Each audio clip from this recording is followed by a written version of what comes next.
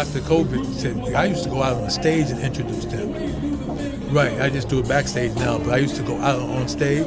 Oh, that was you?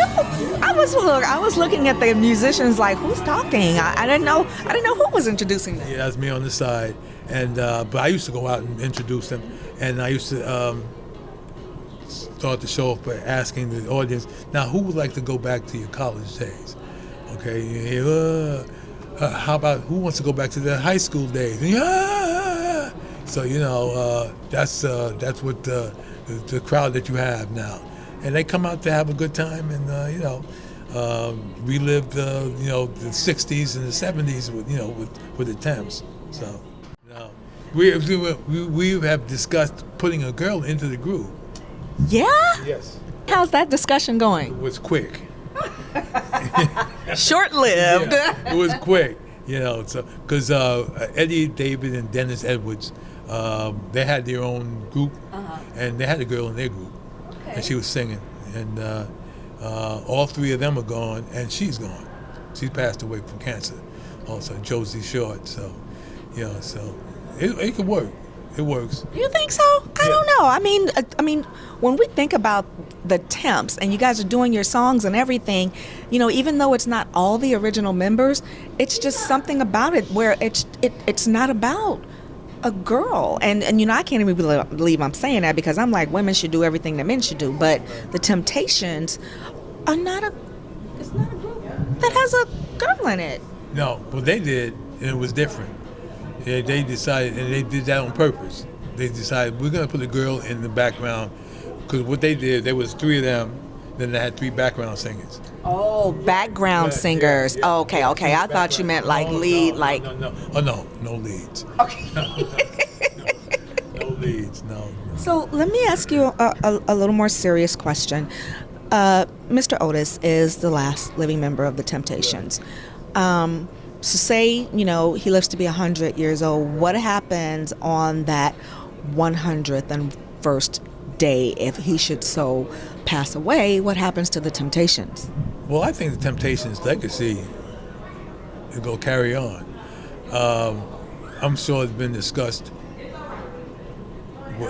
retirement, or if, something dramatic might happen and pass away, something like that, what do they want to do? And you see a lot of groups and a lot of solo acts taking residency jobs in Vegas. Mm-hmm. Okay, they playing one place and that's it, and I think that will probably be the Temptations' destiny from there. They'll take a residency, because we have two members that lives in Vegas as it is. Okay. Right, and the rest of the guys live in Los Angeles, and I think that would be, the Temptations are always going to be around. Okay. That's good to know. Yeah, they're always going to be around, and their music will always be around. And so I see them. I won't be here, of course, to do it with them, but I see them doing residency in Las Vegas. That way, and if you see Temptations on the marquee, you're going to get people coming.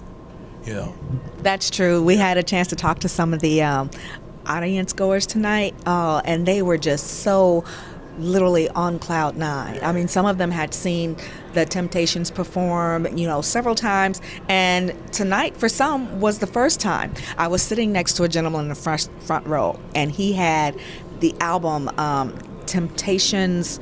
It was a first hit, number ones, Temptations number ones. Okay, yeah. And he was so excited. You see what we got? Look what you got. How you feel about that? Excellent. We enjoyed the show. It was great. That's the best show I've ever been to. The best show you've ever gone to. Have you seen the Temptations in concert before? No, we have not. Fantastic. So you've got the autograph. I'm guessing you're really big fans. I am a fan. Great fan. Yes? So Otis signed it for you? He sure did. He is the last living member of the original group. How does that feel? We are so proud to have this. I mean, it's just exciting. And he was so happy to get that. Yeah. It was great to see the fans still loving the Temptations. Love them, and I want to say this because we have disagreements in the dressing room about what era was Dennis Edwards era or the David Ruffin's era, which was more sustainable. And we have 3 songs in the show that Dennis sings. I Can't Get Next to You, Papa Was a Rolling Stone, and Ball of Confusion. All the rest of them are David songs.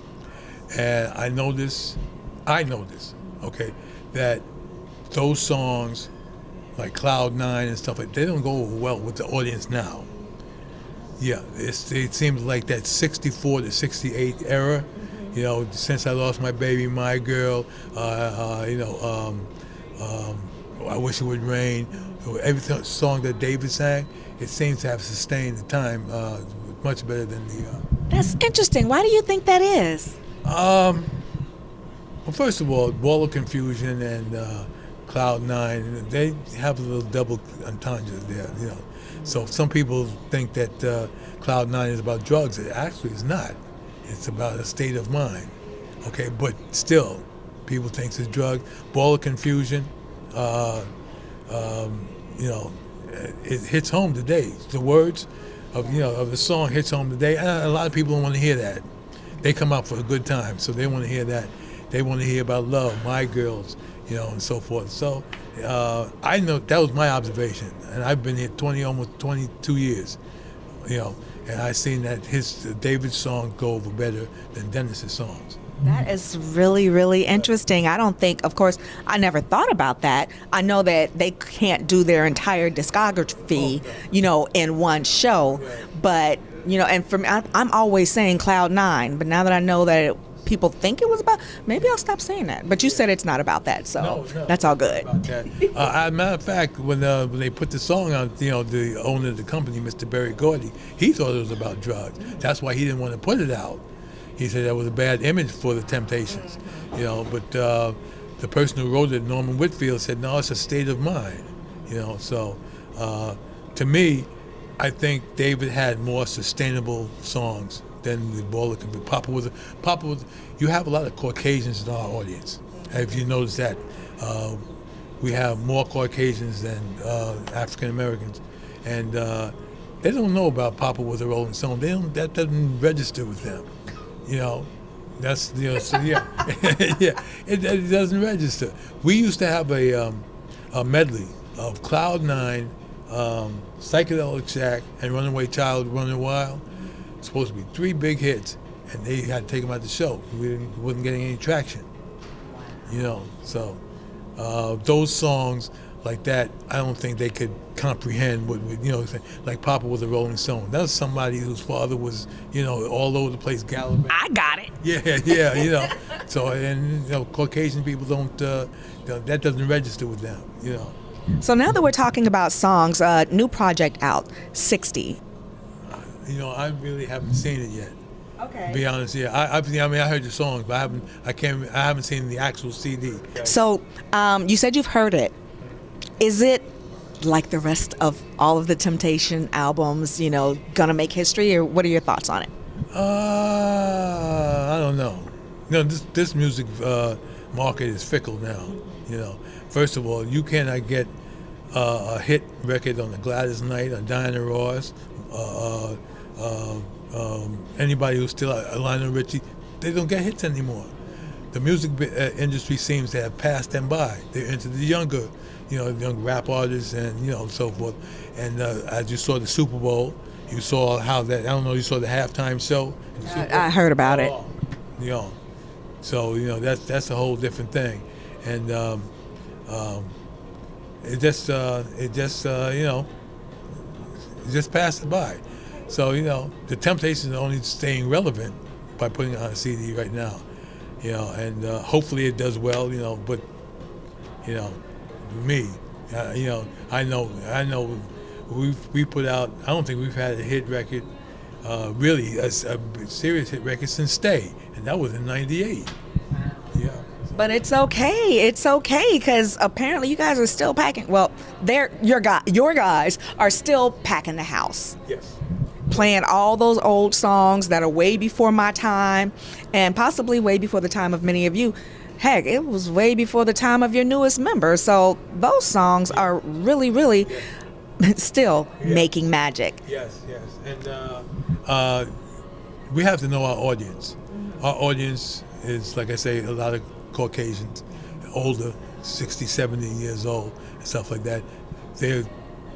spending their last monies to see the group and stuff, and trying to rewind the memories of yesteryear, and but I used to go out and introduce them, and I used to start the show off by asking the audience, now who would like to go back to your college days? Okay, how about who wants to go back to their high school days?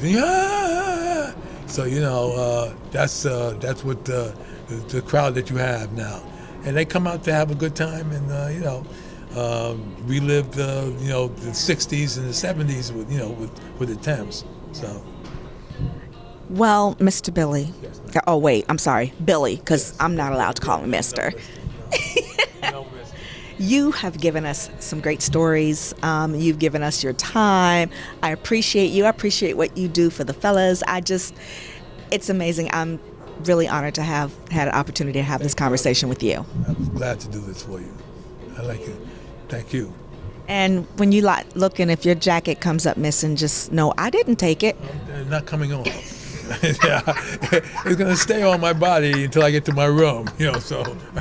Shucky darn, he's got a really cool jacket. Yeah. All right, guys and dolls, you heard it from the perspective of the road manager for the amazing Temptations. Go pick up the new project and make sure if you watch this video, share it on social media. All right, talk to you next time.